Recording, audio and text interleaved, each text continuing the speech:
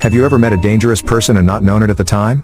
1. There used to be quiet, wiry chap who drank in my local. Never gave him a lot of thought. He was pleasant but reserved. Until some football hooligans came in, being rowdy. He quietly asked them to pipe down and stop harassing the female customers and staff. Of course, they took exception to this, and eventually one of them swung a punch at him, which he ducked, and then warned the man not to do it again. And then he said some words that should have given any thinking person some pause. I am obliged by law to warn you not to continue. Of course, the lout wasn't a thinking person. His beer was doing his thinking for him. So he swung another punch, and then he fell down, as if he'd been hit with an axe. At this point, Quiet Man still hadn't got off his bar stool. A couple of the other louts took exception to this outcome, and stepped up and started throwing hands. And they fell down too. At this point, the rest of the pack were starting to realize that their understanding of the order of things was not quite right. Then Quiet Man stood up. The louts gathered up their dozing casualties and made a strategic, if wobbly, retreat. Someone told me later that Quiet Man had spent a lot of time around Hereford.